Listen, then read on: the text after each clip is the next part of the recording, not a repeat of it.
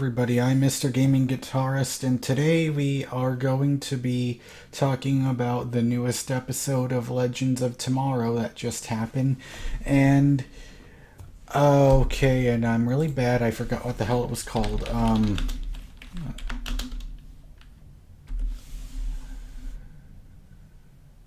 Okay.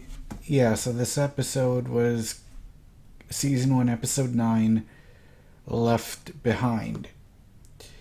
And I like this episode, and I guess the biggest thing that I enjoyed about it was that it felt like it didn't feel like going to back in time was, or time traveling wasn't that important.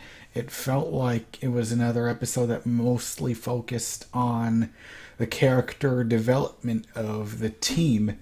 And so that opening part when Ray and Sarah and Kendra were left behind in 1958, I was surprised to see that they stayed there for as long as they did. Like, they were there for 2 years.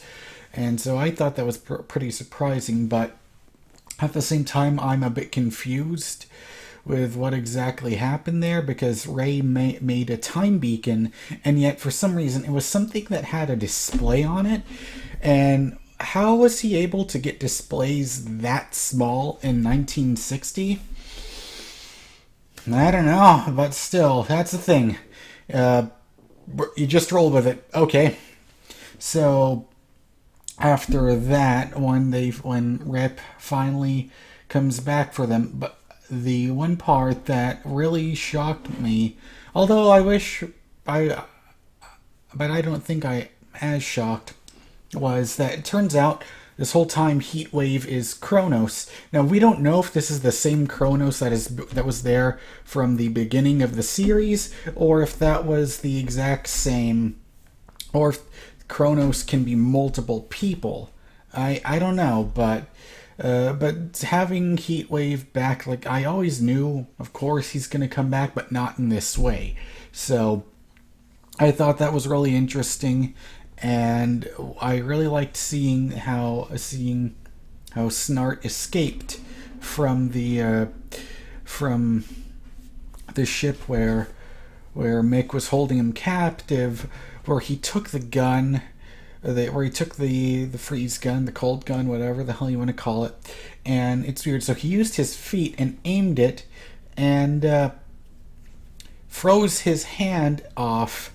And so, yeah, I guess that's one way to get out. But I was also really surprised to see Ra's al Ghul come back, and to see the original Ra's al Ghul, Matt Nable, come back to play as him. And so it's kind of weird. Why exactly would they have Talia in the show, like, as a girl?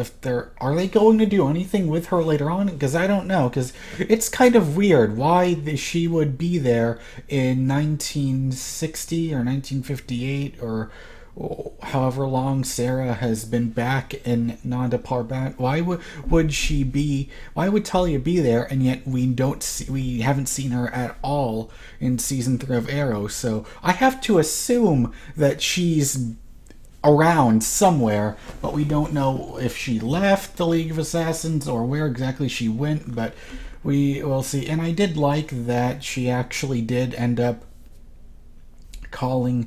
she ended up mentioning Nyssa, and I thought we were going to see her in this episode, but guess we didn't.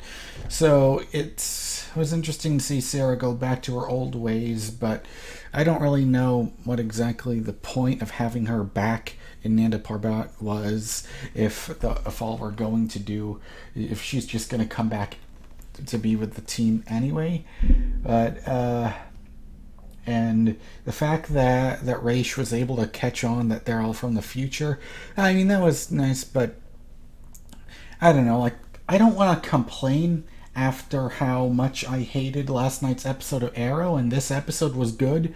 So these are all nitpicking things that I'm noticing. So we saw Ray and Kendra start to fall apart because Ray really liked his life in 19 58 for whatever reason, and he felt sad about leaving. That subplot just didn't seem to really work for me, but I liked it. And it's weird. So we saw him with a wedding ring, and yet we know that Hawkman is going to be coming back. So exactly when is he coming back? I'm not too sure, but I'm going to guess that Hawkman will be back either in the penultimate episode or the season finale. That's when we're probably going to see him again, because I know that that Falk Henschel, however you say his name, he's been around on the set, so we can't assume that that he's going to be gone forever. So it'll be interesting to see how he deals with Ray and Kendra being a couple. I wonder how much longer that's going to be able to last, because at first it just felt really forced, but in the episodes afterwards, when they just kept showing it more and more, I'm starting to feel okay about it now. But anyways, yeah, so it doesn't really feel like there's too much to talk about other than the fact that Heatwave is Kronos. So do you think that they're really going to make him reform him or not? I don't know, but hey, I'm just happy that this show got renewed for season 2, and the fact that they're going to be going to 2147, which is exactly 1 year after we saw the 60-year-old Oliver Queen. That's interesting. So I wonder what exactly happens in that year that was so bad that he never went to it before. Because in the preview for the next episode, we saw Jonas, Rip Hunter's son, there. So is he going to try to save him? We shall see. But so far, this was a solid episode. I would give this episode a 7.5, because there were it was overall very solid. I didn't think it was amazing, and I didn't think it was terrible. It was just it was good. It was solid. That's how I felt about it. So anyways, leave your comments below, and you can check out my weekly podcast, the N4GTV podcast, which is on every single weekend on the N4GTV YouTube channel. And you can support me on Patreon, where I can help. It would definitely help me out, help bring you guys better production, better content.